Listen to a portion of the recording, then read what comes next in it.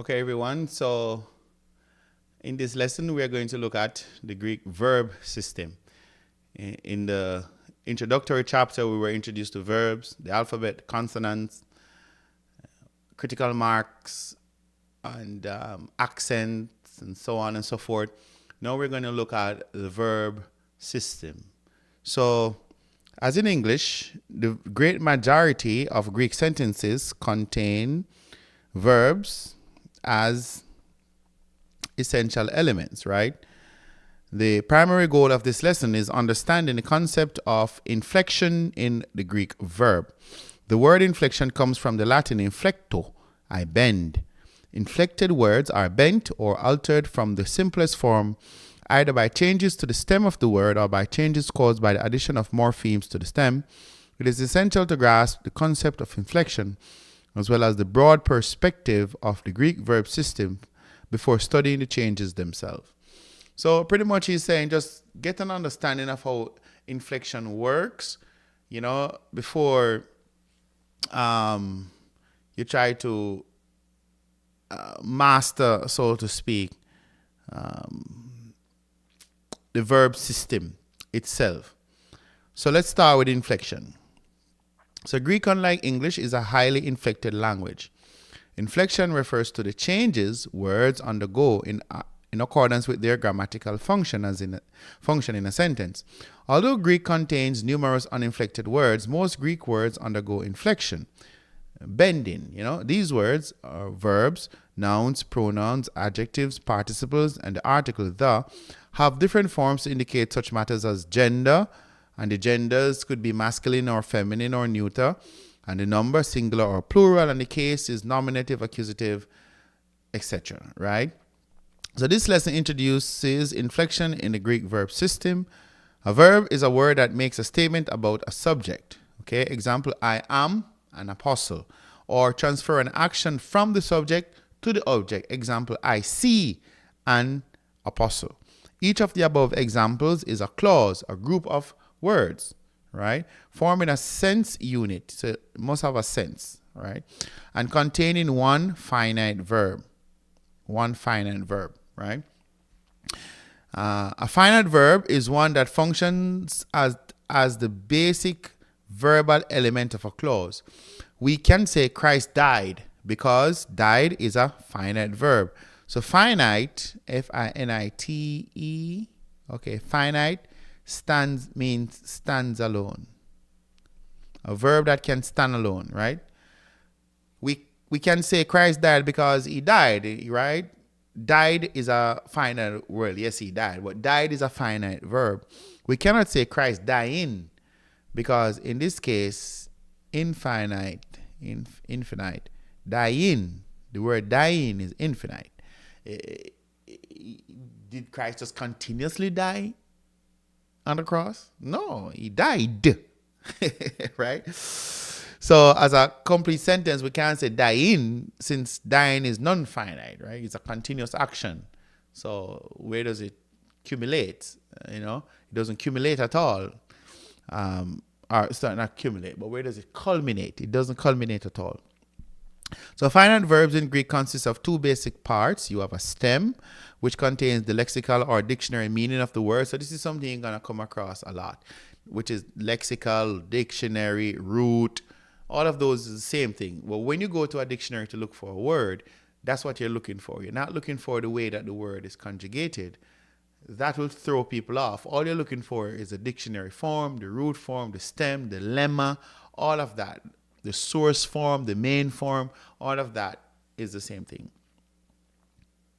So it says a stem which contains the lexical or dictionary meaning of the word and one or more affixes which indicate the function of the word in the particular sentence where it occurs.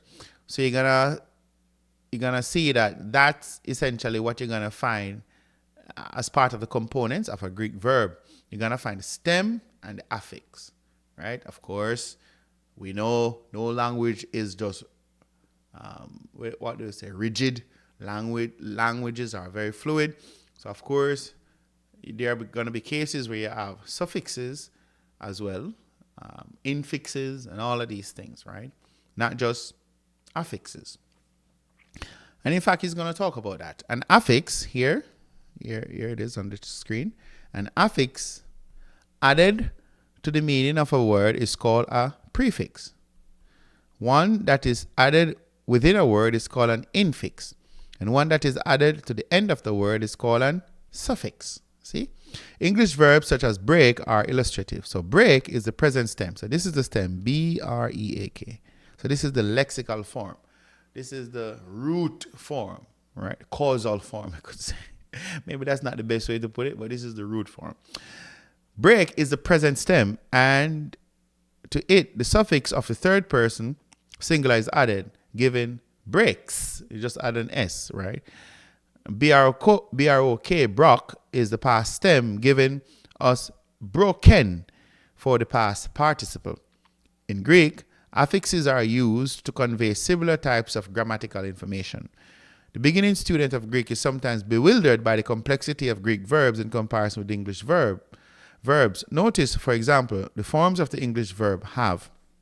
So you have I have, but notice I is what? First person. I am the one who is having.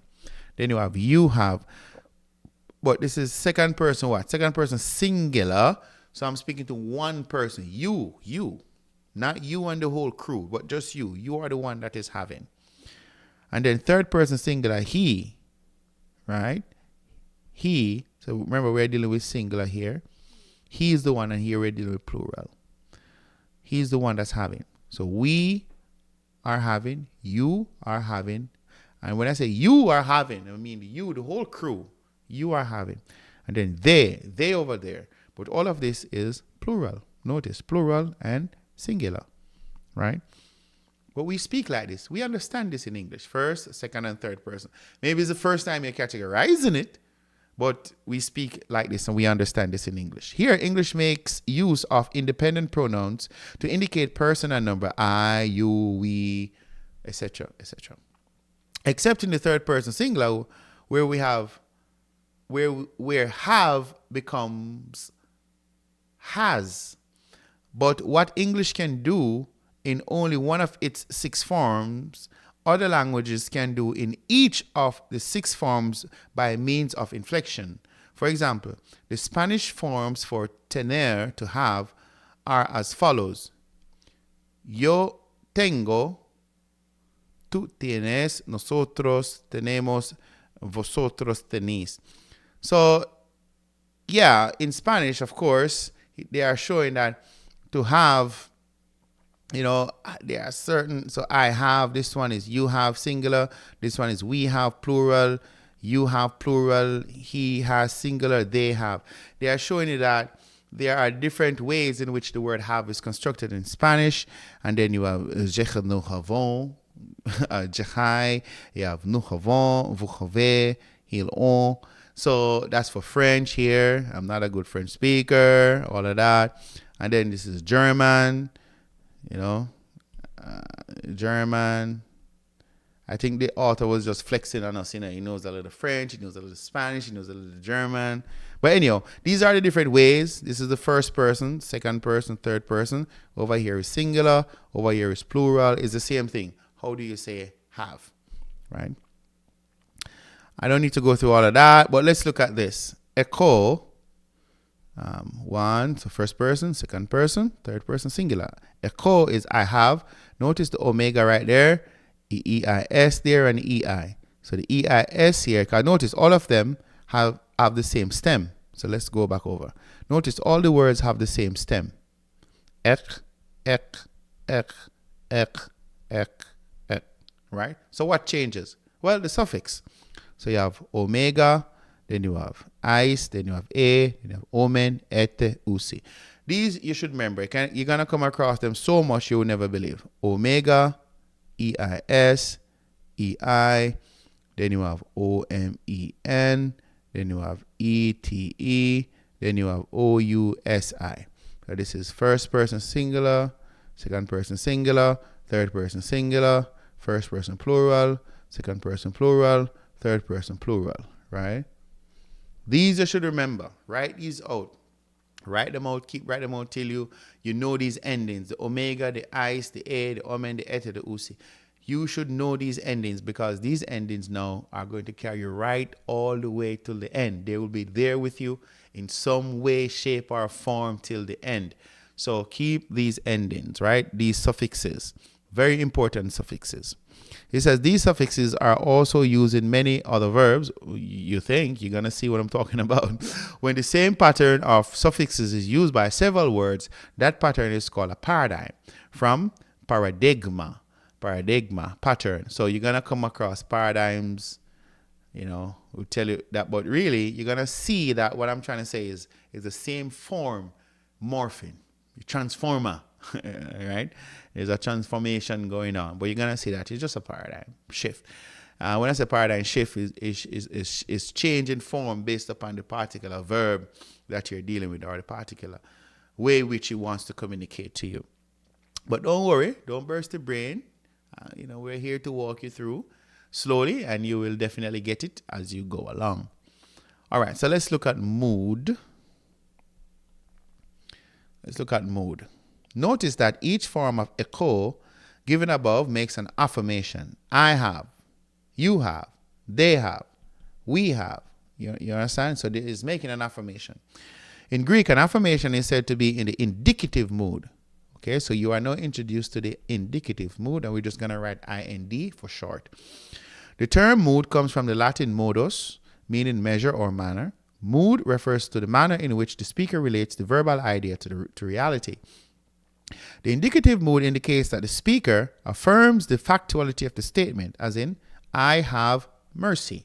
So the speaker his integrity is on the line, right? Greek has other moods as well. A verb can express a command. So then you have the imperative mood. Let's write IMPV for short, the imperative mood, which indicates command, right? Lord, have mercy.